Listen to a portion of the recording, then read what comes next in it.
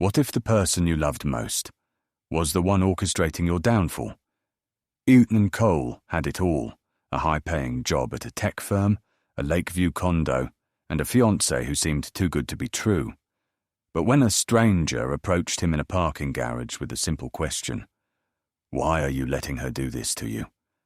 everything began to unravel. Within weeks, his accounts were frozen, his identity stolen, and his career destroyed. And the woman he trusted to stand by him, gone without a trace. But this isn't just a story of heartbreak or betrayal. It's about something darker, something calculated. Behind every sweet smile and soft kiss was a web of manipulation designed to isolate, dismantle, and erase him. Was it all part of a romantic con? Or was Ethan merely collateral in a much bigger scheme? This story dives into the twisted psychology of emotional deception, weaponized love, and the terrifying ease with which trust becomes a trap. So if you think you've heard it all, you haven't.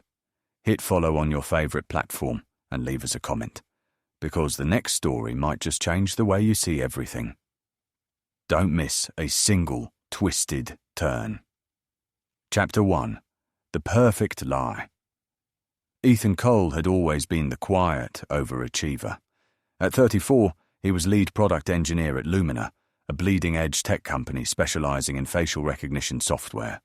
Reserved but charming, Ethan wasn't the type to brag about success. He simply built it, line by line, bite by bite. He had a good circle of friends, though work often came first. The only missing piece? A partner who could match his ambition and calm his overthinking mind. Enter Ava Monroe. He met her at a start-up pitch night in Brooklyn. Long red dress, flawless posture, a confidence that silenced rooms. She introduced herself as a UX designer with a background in behavioral psychology. Their conversation that night ran past midnight, and by morning, they were inseparable. Within 2 months, she'd practically moved in. By 6, they were engaged.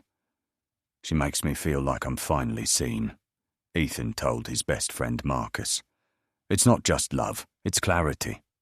But clarity doesn't come so easily.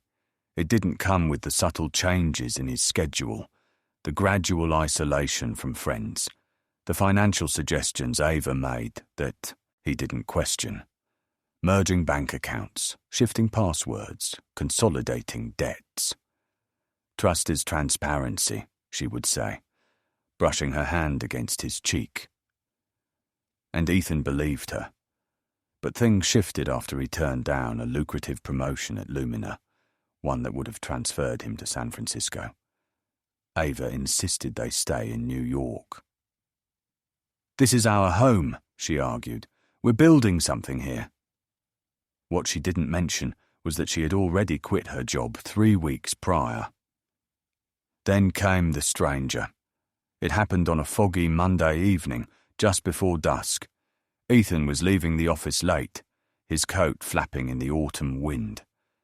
As he approached his car in the underground garage, a man, tall, olive-skinned, maybe mid-40s, stepped into his path. "You don't know me," the man said quietly, "but you need to ask her about Mayfield Trust before it's too late." Ethan froze. "I'm sorry, what?" The man glanced over his shoulder, then walked off into the stairwell. No name, no further explanation. That night, Ethan casually asked Ava if she'd ever worked for or heard of Mayfield Trust. She blinked. "What is that?" "Some kind of law firm." Her voice didn't waver, but her fingers paused mid-keystroke on her phone. Ethan noticed, but he didn't press. Days later, his Lumina login failed. Then his personal email, then his bank cards.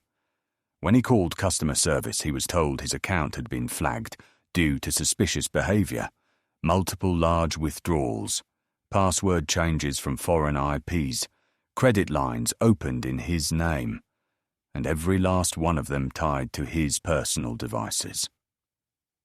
The worst blow came when Lumina placed him on unpaid leave pending a fraud investigation. Someone had accessed proprietary software from his personal IP address, violating every security protocol in the company. Ethan was stunned. He turned to Ava in desperation. She hugged him. "We'll get through this," she whispered. But something about her eyes didn't match her tone. That weekend, Ethan discovered she was gone. No forwarding address. Her phone line disconnected. Her social media wiped. The only thing left behind was a USB drive taped under the sink. On it, a folder titled Flare Protocol. Inside, audio recordings of him, phone calls, arguments, passwords spoken aloud. A journal of his, movements, timestamps, locations, mood tracking, surveillance, by her. And then a text document. It read, Target, Ethan Cole. Objective, psychological erosion, asset access, identity pivot, status, Phase 3 complete, extraction underway. Beneath it were names, dozens, all men, all labelled with dates, cities and notes like trigger point, loss of job, or fractured family. Vulnerability.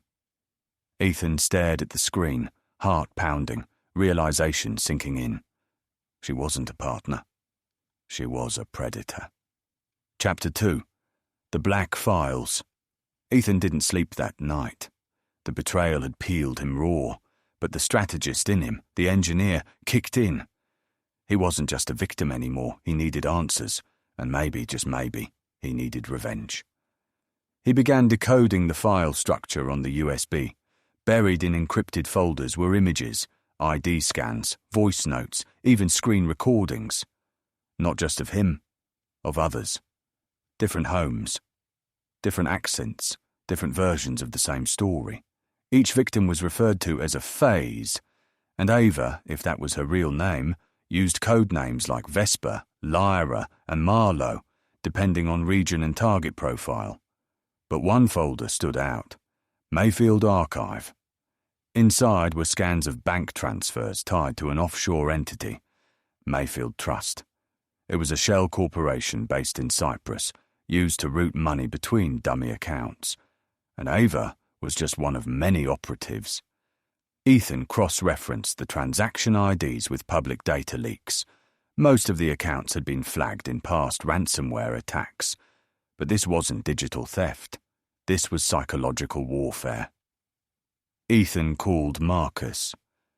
"I think she's part of a blackmail ring. Or worse, a psychological siphon program. They target high-value men and strip them dry." Marcus was skeptical, until Ethan showed him the files. The two of them spent weeks connecting dots. Victims ranged from venture capitalists to government contractors. The common thread?